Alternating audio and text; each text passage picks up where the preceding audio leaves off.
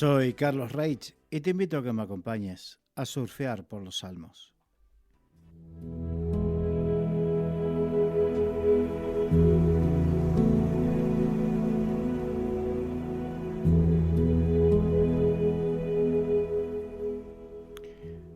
Vamos a continuar en este día con el Salmo 30. Este salmo compuesto por David, en donde en un momento él habla acerca del provecho de su muerte o falta de provecho. Y en el versículo 8 dice, 8 y en adelante, dice, a ti, oh Jehová, clamaré, y al Señor suplicaré. ¿Qué provecho hay en mi muerte cuando descienda a la sepultura? ¿Te alabará el polvo? ¿Anunciará tu verdad? Oye, oh Jehová, y ten misericordia de mí. Jehová, sé tú mi ayudador. Este salmo da a entender en algún momento de su vida, David se sintió que estaba tan cercano a la muerte a causa de una enfermedad. Ya lo habíamos visto en días anteriores acerca de ese momento que pudo haber vivido David. Y aquí, en esta parte específica del Salmo, vuelve a repetir que estuvo cerca de la muerte. Y dice, a ti, oh Jehová, clamaré, y al Señor suplicaré. En ese momento, la vida de David se parece tanto a la del rey Ezequías. El profeta se acercó a Ezequías y le dijo, prepara tus cosas, pon en orden tus cosas, porque de cierto morirás. Y dice que Ezequías giró su cuerpo, estaba en su lecho de muerte y se giró hacia la pared. Y mirando hacia la pared comenzó a llorar y a suplicar delante de Dios. A Dios no se le tuerce el brazo en su voluntad, pero sí se le convence con actitudes de fe. Esas actitudes de fe tienen que llevar, en el caso que sea necesario, genuino arrepentimiento. Y fue tal el arrepentimiento y la oración del rey Ezequías que estaba el profeta saliendo del palacio, estaba recorriendo el pasillo cuando Dios le dijo, vuelve, regresa. Y le mandó decir una palabra a Ezequías de que le daba 15 años más de vida. Este es un ejemplo de lo que pudo haber ocurrido con David cuando se sentía morir, que él clamó, porque el Dios dice, clama a mí y yo responderé.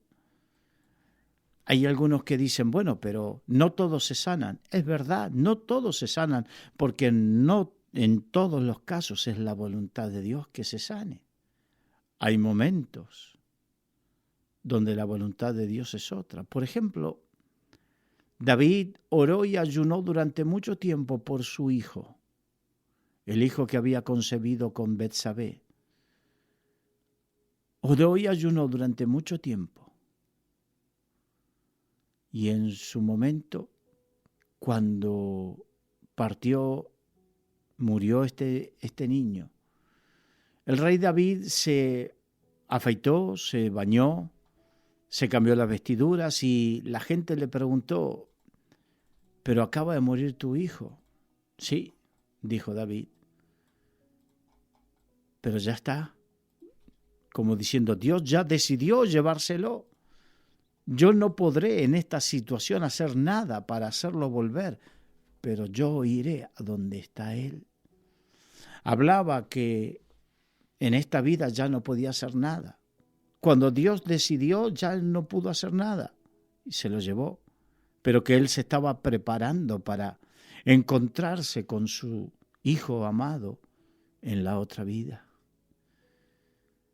Y esto nos tiene que llevar a reflexionar de que cuando tenemos que enfrentarnos con cosas en la vida, en este caso la muerte, mientras hay vida y esperanza, ¿no? Bien, oremos, clamemos, clama a mí, yo responderé, dice el Señor. Pidamos oración, oremos, ayunemos, arrepintámonos de aquello que hay que arrepentirse. Quizás, tal vez, posiblemente Dios tenga misericordia y entre sus planes esté glorificarse como lo hizo con Lázaro cuando murió y llevó 4 días y le dijeron, ya es tarde, hiede. Y el Señor dijo que se iba a glorificar en él. Hay momentos donde Dios quiere glorificarse con un milagro, con algo sobrenatural. Pero si no, hay momentos donde hay que saber aceptar la situación dolorosa que nos toca vivir. De las situaciones más dolorosas es tener que enfrentarse con la muerte de un ser querido. Pero las personas que somos de fe y tenemos fe, nos preocupamos por su salud, pero una vez que partió de esta tierra, si hemos orado, hemos buscado la voluntad de Dios, y así fue, tenemos que aprender a aceptarla y a buscar en nuestro Dios Padre consolador, buscar la consolación. Mientras tanto, sí, es bueno. David le decía, ¿qué provecho hay en mi muerte? Cuando descienda a la sepultura, te alabará el polvo, anunciará tu verdad. Estaba diciendo, mientras tenga vida, tengo la posibilidad de servirte, de honrarte, de servirte, de ser testimonio en esta tierra de quién eres. Muerto ya no. Esa era su postura. ¿Cuántos hay que si verdaderamente consagrasen su vida al Señor,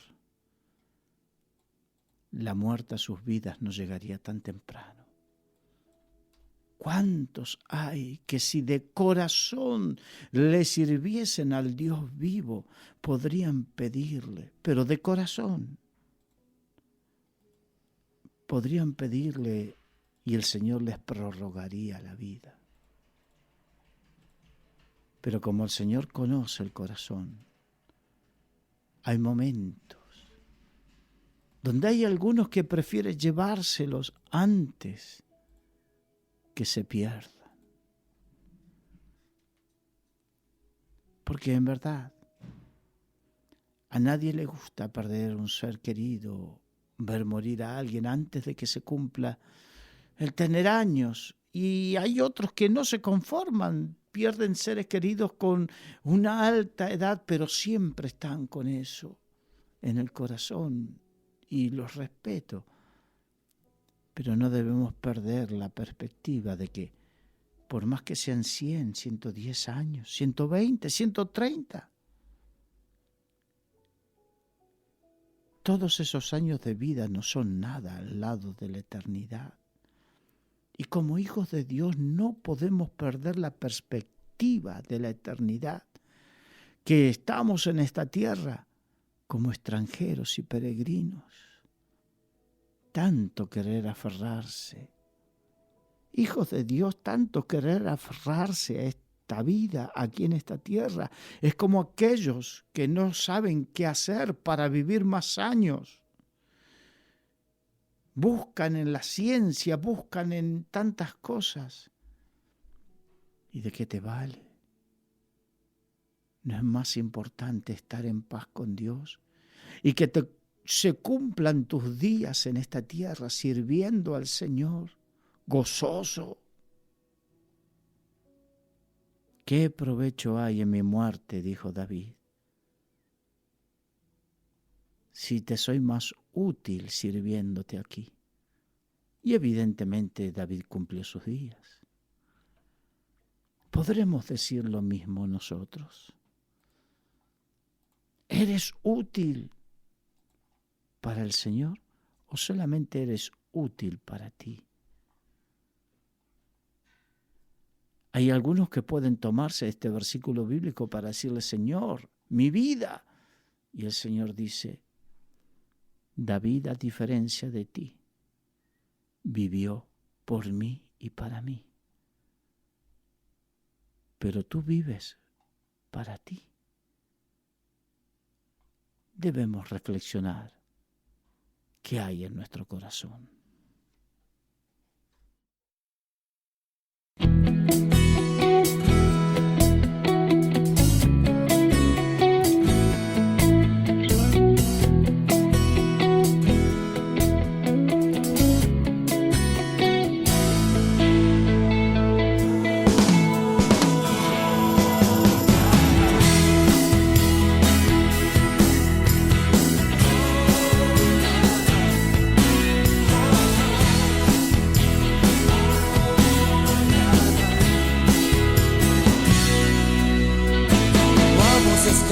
Subiendo a la cima, siguiendo el rumbo de su voz. Con su palabra nos muestra el camino. Escucha su voz con tu corazón.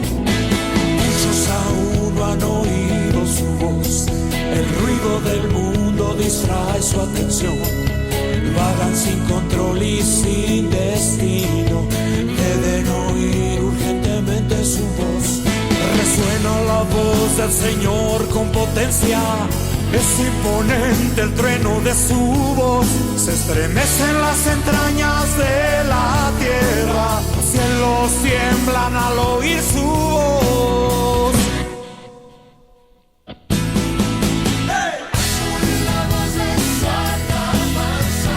Como estruendo levanta tu voz. En la tierra se oiga el eco de su voz. Como estruendo levanta tu voz.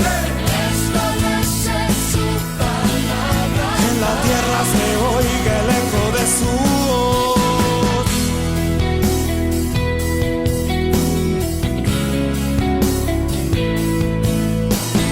Vamos avanzando a la ciudad celestial. Su voz nos dirige, no mires atrás. Espíritu y vida es su palabra. Si oyes su voz, no cierres el corazón. Muchos aún no han oído su voz. El ruido del mundo distrae su atención. Vagan sin control y sin destino.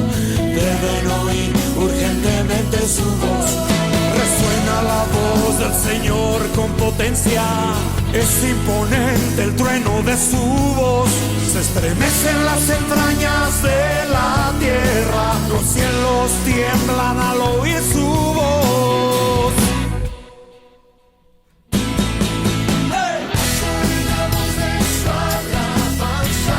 Como estruendo levanta tu voz. En la tierra se oiga el eco de su voz.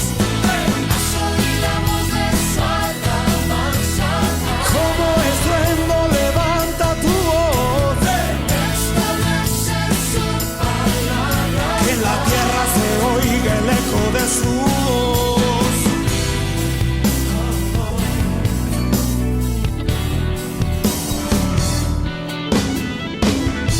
Y vino un viento fuerte y poderoso que desgajó la montaña y partió las rocas ante el Señor. Pero el Señor no estaba en el viento. Después del viento hubo un terremoto, pero el Señor tampoco estaba en el terremoto. Y tras el terremoto hubo un fuego, pero el Señor no estaba en el fuego. Después del fuego se oyó un sonido suave y delicado, y allí estaba su voz. Escucha su voz en tu corazón.